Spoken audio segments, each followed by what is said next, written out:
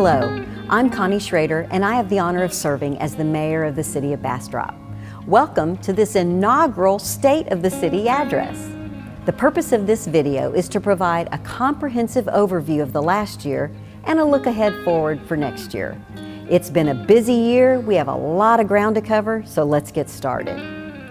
I want to start with the basics of municipal government and make sure that we're all on the same page about how things work around here. As with most cities in Texas, the city of Bastrop is a home rule city. Established originally in 1832 as a general law city, we became a home rule city when the residents approved a new charter designating home rule and stating what some of the rules would be back in 2002. This charter called for a council-manager form of government. City charters are a lot like a state or a federal constitution. It's approved by the voters and establishes the governance for structure for the city. As mayor, I serve on the city council along with 5 other elected officials. The city council is elected at large, meaning all citizens vote for every office. We don't have district or wards that you may have heard about in other cities. The governing body is accountable to the people and is responsible for setting policy for the city. Our policy decisions include approving a comprehensive plan, passing ordinances or local laws, approving the budget, tax rates, fees, and hiring a city manager, city attorney, and a municipal judge. In Bastrop, the mayor runs council meetings, but only votes to break a tie. The mayor sets the council agenda and works closely with the city manager to plan council meetings, and I also serve as the emergency management director. I appoint board members that are confirmed by city council, and I serve as the chief presiding officer for the city. The city manager implements policy direction and at times recommends policy for council to consider. His main responsibility is directing day-to-day operations of the city, including managing city staff. One way council gives direction to the city manager is through adopting focus areas. Currently, there are 9. This video is organized around these focus areas, so I wanted to make sure you know where they come from. It's pretty easy. They come straight out of the comprehensive plan. The comprehensive plan gives a long-term perspective and provides guidance on things like zoning, public infrastructure we'll invest in, how we regulate land development, things like that. Our current comprehensive plan was unanimously approved in November of 2016. Thank you again if you were one of the 1,500 residents that participated in that process. These focus areas are reviewed and updated annually by the City Council. They're intended to be more short-term and actionable than the broad concepts that are described and contained in the comprehensive plan. These focus areas form the structure around the city manager's budget proposal and the quarterly progress reports provided to City Council. These quarterly reports are chock full of information and are a great reference document and easily located on the city's website. Our first focus area is fiscal responsibility. The 9 focus areas provide direction to the city manager on how to plan to spend taxpayer money. City staff provides council with a draft plan for future capital improvements accompanied by a 5-year projection of city finances. The 5-year forecast gives council good information to be able to redirect staff expense and tax burden assumptions. This past budget process was a great example. In May of 2021, the city manager, knowing the city council priority on investing in city street infrastructure, presented a plan lowering the tax rate on operations while slightly increasing the tax rate on debt, keeping the total tax rate exactly the same. This increase in the debt rate would be utilized to finance a short-term note that would fund much-needed street rehabilitation work on Old Austin Highway and some other streets. At the May budget workshop, council supported the proposal. It was included in the city manager's formal budget presented to council in July and unanimously approved in September. The council also provided a preliminary plan for conducting a bond election in November of 2023. Early cost estimates for that bond program are being built into the fiscal forecast and could provide funding for street reconstruction, drainage improvements, and even a recreation center.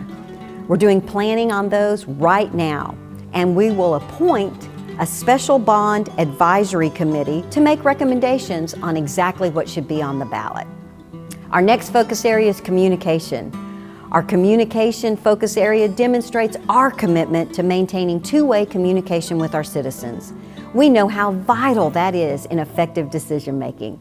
Here in Bastrop, we work to make sure everything we say and do and publish is excellent, professional, intentional, and truthful. We don't use city resources to publish messages that intend to sway political opinion. We're not trying to sell you anything, and we don't do any spin. We try to stick to the facts. Beyond this video, there's a few other ways that you can keep up with what's going on. After each council meeting, I write a blog called the Mayor's Blog. It's kind of like Cliff Notes if you're old enough to know what Cliff Notes are. We also have our website and social media. Both of those include city events, information, and emergency messaging. Warren Central Texas system pushes alerts to registered citizens on their cell phones, landlines, and other devices. Please be sure to sign up at warrencentraltexas.org to get all alerts during emergencies. As part of the registration process, you can choose which geographical area you want to receive alerts from. This lets people be informed of emergency alerts issued where their friends and loved ones are anywhere across the state of Texas. Our city manager hosts Overheard at City Hall, a podcast that's getting rave reviews. You find it wherever you find your podcast.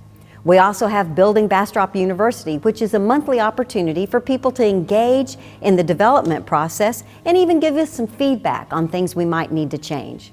To improve our community engagement, we periodically host meetings with our stakeholders who work with us to deliver public services, community events, and otherwise meet the needs of the community. Our stakeholders include Visit Bastrop, Bastrop Economic Development Corporation, the Bastrop Museum and Visitor Center, the Lost Pines Arts Center, the Bastrop Opera House, the Chamber of Commerce, and the City Manager's Diversity and Inclusion Task Force, just to name a few. Our next focus area is community safety. We are blessed to have trustworthy and responsive professionals leading both our police and fire departments. Even better, we're fortunate that in Bastrop, community safety is a citywide team effort. The best example is our response to last February's winter storm. As I mentioned, as mayor, I serve as the emergency management director for the city. The city's emergency management plan involves all city departments doing whatever it takes to keep people safe, including stepping out of their normal roles. Police officers and firefighters, in addition to responding to emergency calls, they were checking on our most vulnerable citizens and delivered water to people who needed water. Bastrop Power and Light worked around the clock to keep the power on. I know some of you experienced rolling outages. Those were directed by ERCOT due to the enormity of this unprecedented storm. Public Works personnel worked for days without any real breaks to keep the streets clear and maintain our water supply.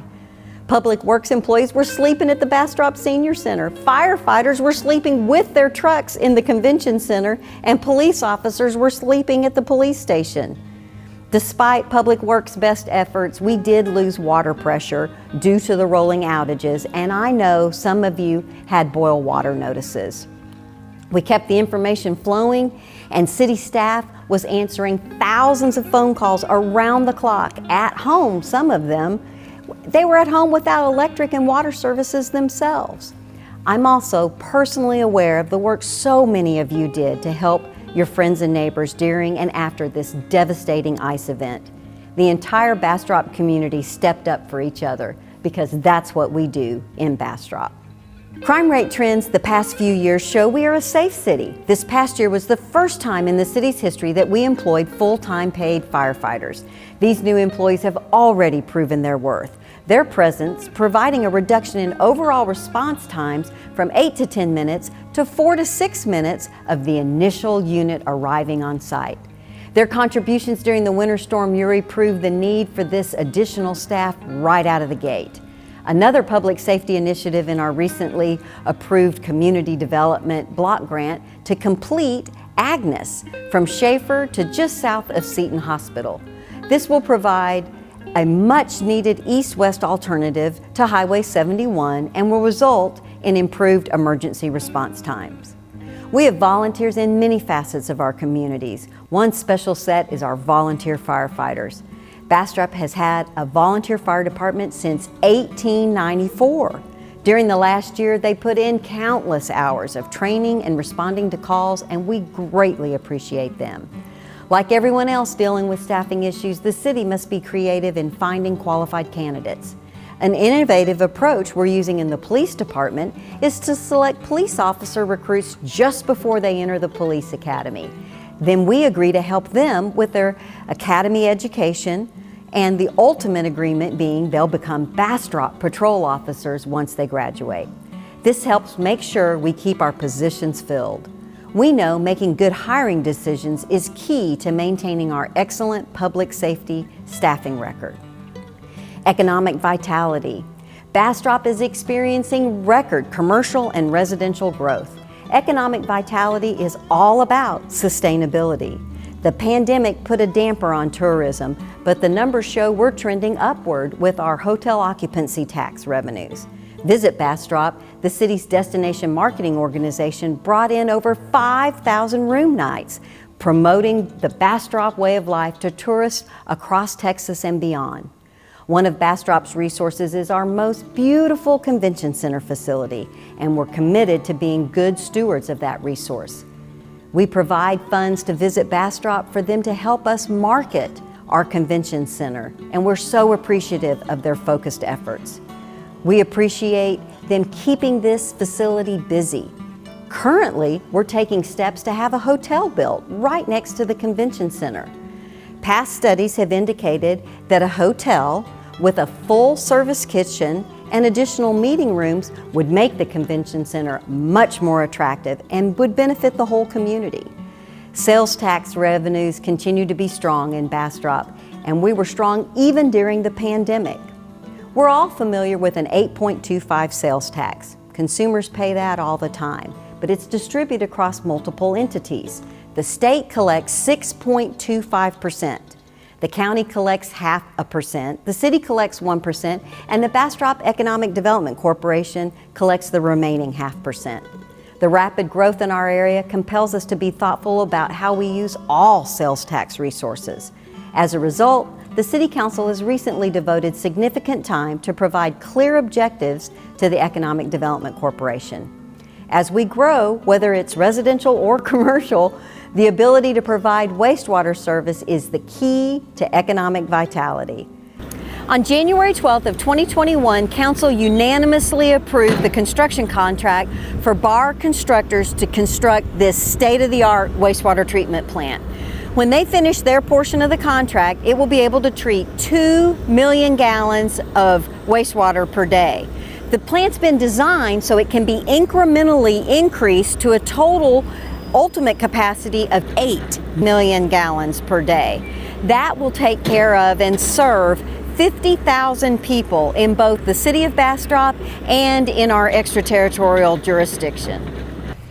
When construction of the new wastewater treatment plant is completed, this is the main thing that you'll see. You'll notice it's been designed to look like a ranch house, like all the other ranch houses up and down 304. But you'll know that this ranch house is the administrative and control headquarters for a state-of-the-art wastewater treatment plant, complete with the latest technology for odor control and effluent quality. I am so proud to be a part of the council that funded the design and construction of the wastewater treatment plant. It should have been done a while ago, and because it wasn't, there's been one side effect, and that is that we've had to recently start hauling sludge from our existing facility.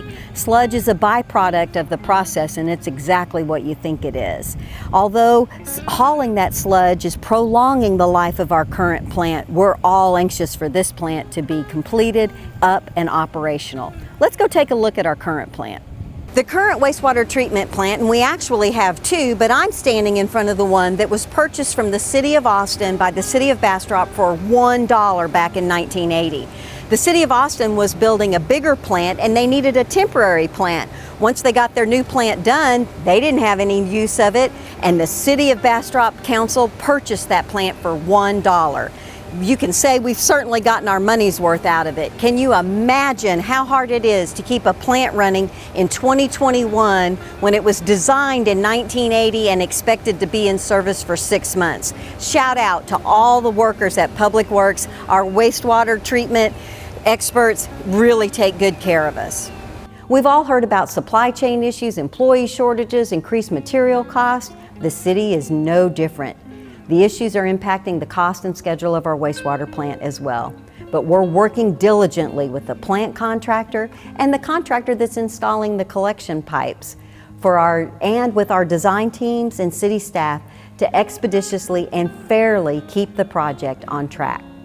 The Economic Development Corporation has enjoyed recent success in bringing agreements for the development of projects inside our industrial park, including Mocha Ventures, Colson LLC, and TA Bastrop.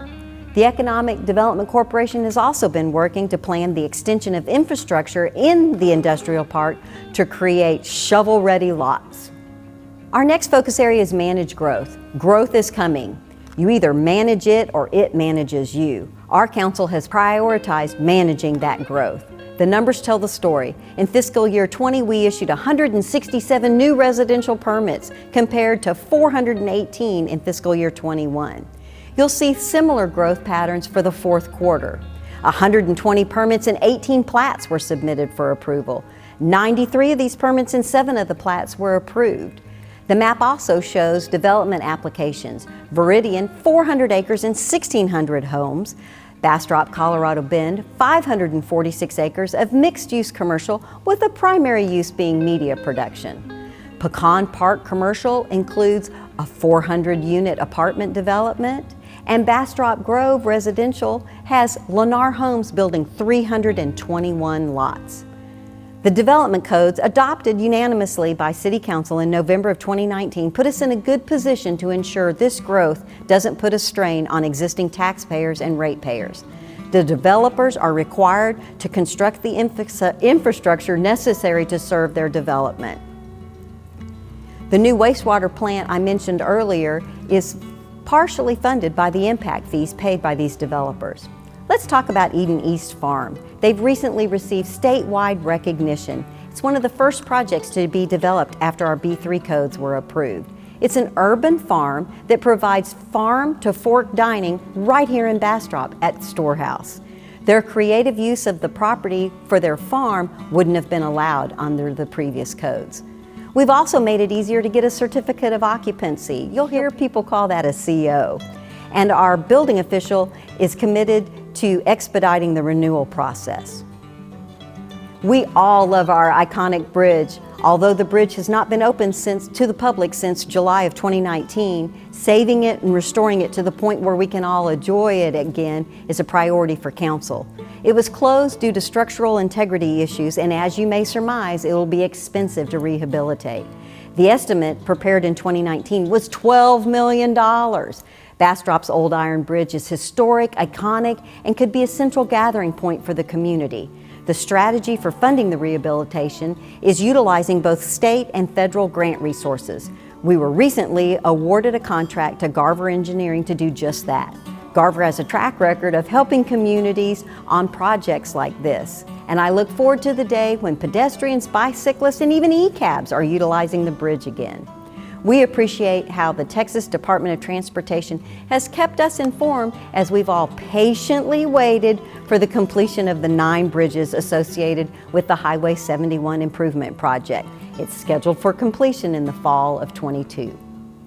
Have you been to downtown Bastrop recently? Over the past year, we've seen 10 new businesses move in and 5 businesses relocate to larger spaces in our downtown.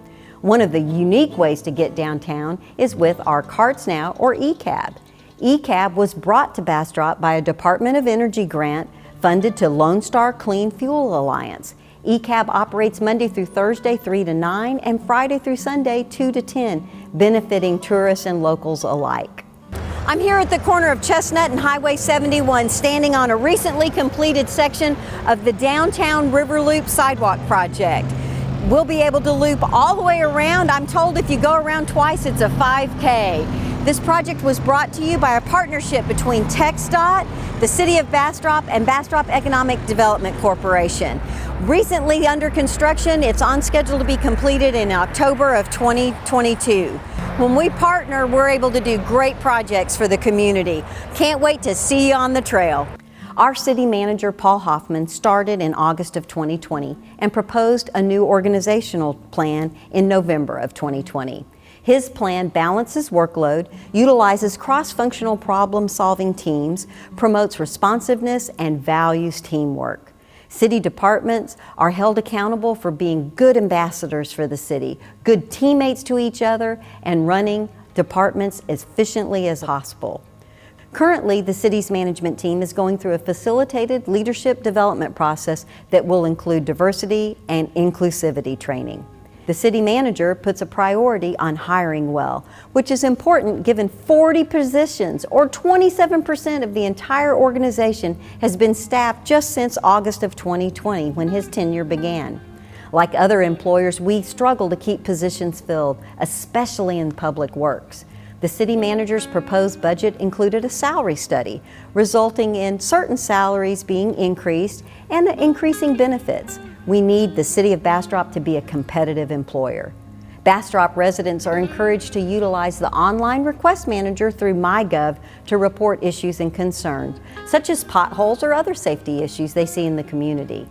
This graphic from the most recent quarterly report shows the type and status of these requests. For the first time, the city is operating a recreation center. While the current center is temporary and small, we are quite proud of what we've built in just the last year. Please consider joining the recreation program, which include fitness classes for all ages, discovery days for kids, an open gym, an outdoor fitness unit at Bob Bryant Park. Feel free to join me on Saturday morning for a Bali X class. They are a ton of fun, and I'd love to see you there. We all have our own idea of what makes Bastrop unique. It's important that as we welcome new residents and businesses, that we share our perspectives with them and encourage them to find what's special to them. Our historic downtown is busier than ever. During the pandemic, we completed the Main Street Rehabilitation Project, and we're all enjoying those wide sidewalks.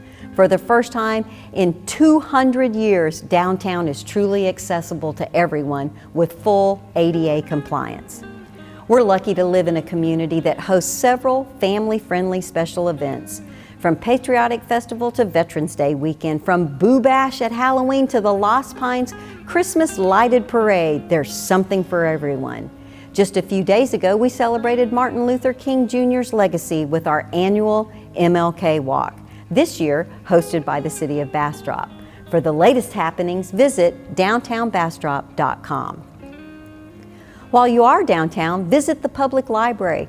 They counted over 51,000 visits last year. Check their website for programming and activities for children, teenagers, and adults. Right next to the library, in Fisherman's Park, is the recently completed Wheeled Sports Plaza. We all call it the skate park. This project has been highly utilized from the day it opened. This year also saw the return of Movies in the Park. 4 movies were shown this fall and will be returning in the spring with more. Whether you're in Fisherman's Park or one of our other mini parks, there's always something to do. Pick up games of pickleball, special events, or exploring nature trails. We are proud of our parks here in the city. Did you know our Historic Society and Visitor Center served over 7,500 visitors during fiscal year 21? During the 4th quarter alone, they had 2,200 visitors. The Bastrop Opera House had a social media reach, are you ready for this? 521,000 people during fiscal year 21. The Lost Pines Art Center newsletter is a very popular publication with a circulation of over 19,000 readers. I hope you had the opportunity to enjoy the Lost Pines Christmas Lighted Parade. Thousands of people enjoyed the parade, and I hope you were one of them. We're happy to work with the Youth Advisory Council, comprised of Bastrop area students who meet with the city staff every month and learn about different aspects of city operations. They're currently working to develop a service project that they'll complete in '22. The city's newest board is the Cultural Arts Commission, created as a result of the Cultural Arts Master Plan. They're working diligently to implement the key items from the master plan. We love our unique environment here in Bastrop. The members of City Council and I were happy to receive our Scenic City Gold designation at the Texas Municipal League Conference held in Houston just last October. Our recently updated sign code is among the reasons the City of Bastrop qualified for this designation. We've done quite a lot of public messaging on the new sign code, which will be fully enforced in March. Feather flag signs are an example of a sign that will no longer be allowed. City Code compliance will begin enforcing those and other prohibited signs in March. For more information, please visit cityofbastrop.org/signs. Our city charter allows council members to serve 2 consecutive terms. My final term ends in May of '23. I'm very proud of what's been accomplished since 2017, but there will always be more to do. We must continue to manage growth and not let it manage us. This will ensure financial sustainability and preserve what we love most about Bastrop. We must focus on making development pay for itself to avoid rate increases for our current residents. We must prioritize funding for street maintenance. And as always, we must respect and appreciate our dedicated city staff, our wonderful volunteers, and our community partners. Bastrop is special, made so because of the people who honor the city's history and culture. We'll grow, change, and adapt just fine as long as we remember what it means to be Bastrop. We're excited to welcome new residents and businesses and can't wait to see how their threads weave into our Bastrop fabric, creating the tapestry we call home. Thank you for watching this State of the City address. We hope each of you has a safe, healthy, and happy 2022. Thank you.